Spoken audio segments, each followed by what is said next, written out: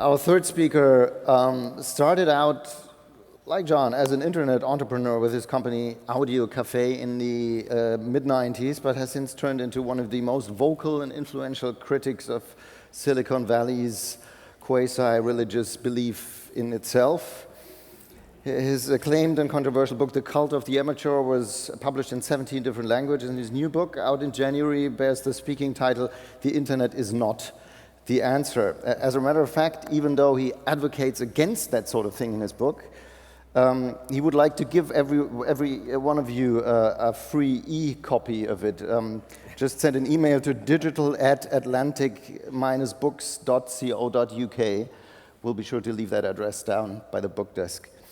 So after this non-commercial announcement, we want to hear from the man himself, Andrew Keen.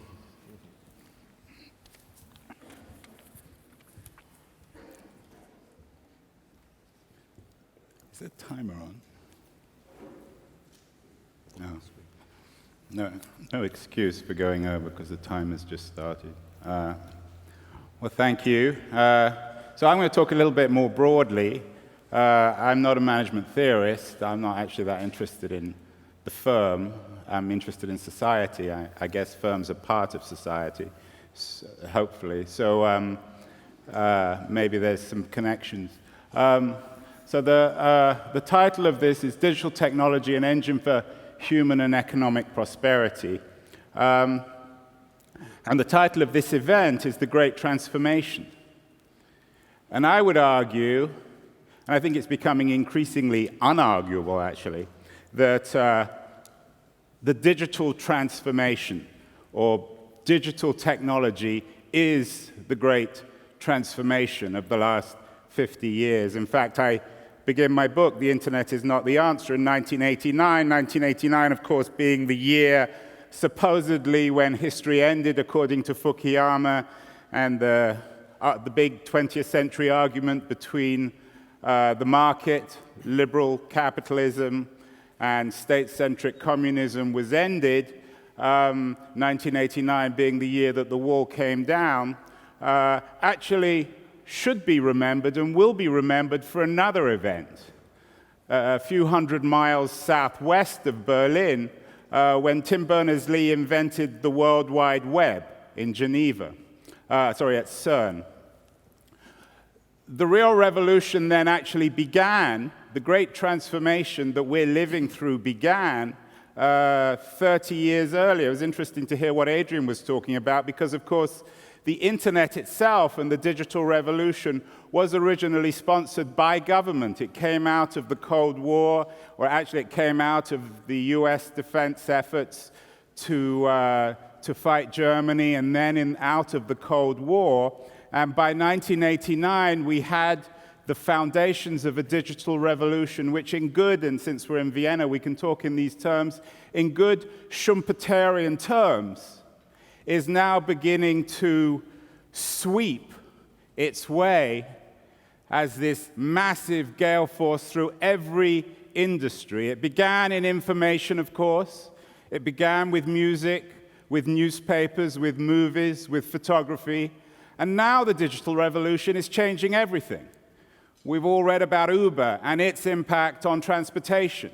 We know about Airbnb and its revolutionary destruction or attempt to destroy the traditional hospitality business. It's sweeping through government. It will sweep through healthcare, or beginning to sweep through healthcare.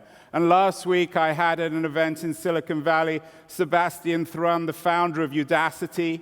It's beginning to sweep through education. All these traditional industrial institutions, these industrial 20th century ways of doing things are being swept away by the digital revolution. This, then, is the great transformation.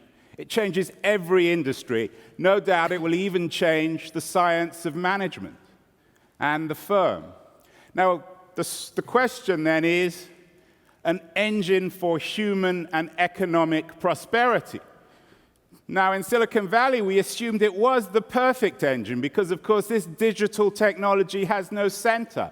It has no hierarchy.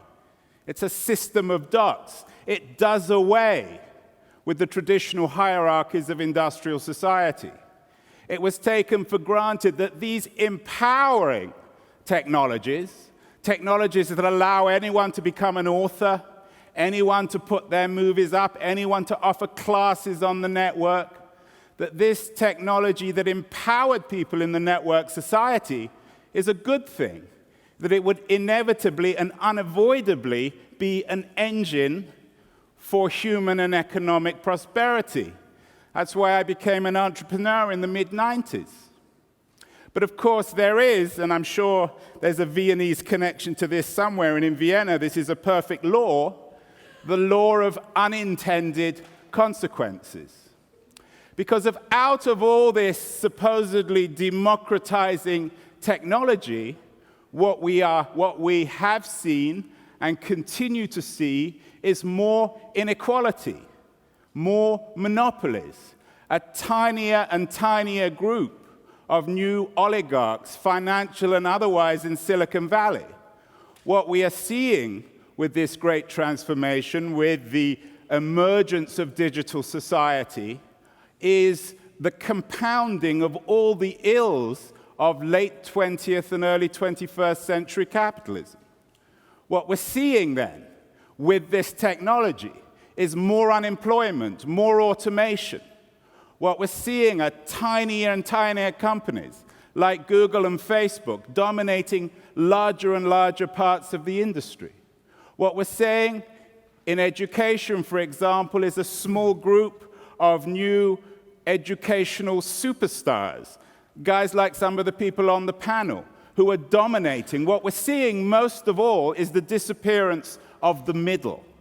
We're seeing, as Tyler Cowen famously said, that average is over. And this digital revolution, which doesn't have a mind of its own, there's no, I'm not a Marxist, there's no evil capitalist at the heart of this determining it, but the unintended consequences of this supposed democratic revolution is more inequality, more human misery.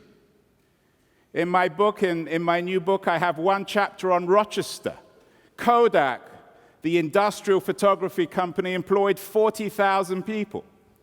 Today, the next chapter focuses on Instagram, which was worth $1 billion. Kodak, of course, went bankrupt a few years ago. Instagram, which is worth now over $1 billion, probably more like $5 billion, initially employed 15 people. Facebook bought WhatsApp for $19 billion, and it employed 15 people. David Brooks of the New York Times said this is the moral crisis of capitalism, the WhatsApp acquisition. So my argument is that it isn't at the moment digital technology, this great transformation. It is not an engine for either happiness or prosperity. So what is to be done? I argue in my book that the internet is not the answer. It doesn't mean that it's never going to be the answer. But I think that Dov Seidman offered some interesting insights into the future, into the solution of this thing. We can't rely on the technology, particularly as this technology becomes more powerful. And I think we need to remind ourselves in this increasingly automated age of intelligent machines of Ray Kurzweil's supposed singularity when the machine and the human being will become indistinguishable. We need in this 21st century great transformation to remind ourselves what makes us human. Dov focused his speech on the human. And as I said to him afterwards, we need to explore this. We need to think or remind ourselves of what makes us human, what distinguishes us from machines. Because as everybody from Tyler Cowen to Peter Thiel to McAfee and Bryn Johnson reminds us, our key relationship, and this is important for you guys, the key relationship in the workplace in the future is not between human beings. The key relationship in the future is between human beings and machines. I don't believe, like Cowen, like Thiel, that we are actually on the brink of a singularity moment. But there is no doubt that the machine, the intelligent machine, the networked machine, will become the key agency, the key driver of value inside and outside the firm. What distinguishes us from the computer, from the network, will be the thing that defines us, both in productive, moral, and value terms in the 21st century. Finally, let me add, and I think this is why it was appropriate for us to do a session on government before this discussion. Government is key. We've lost faith in government. That's both a cause and a consequence of our crisis. But this great transformation, this great digital revolution, is equivalent in its significance, in its drama, in its justice and injustice to the Industrial Revolution of the 19th century. And the only way we got that half right, the only way in which we were able to right some of the injustices, protect child labor, protect inequality and employment, was through government. So the new challenge, I believe, for government in the 21st century is how to deal with these forces, how to respond to the digital revolution, how to figure out the way in which this Schumpeterian typhoon has destroyed industries and jobs and value, and how to rebuild it in a way that, as Dov says, will remind us about what makes us human. Thank you.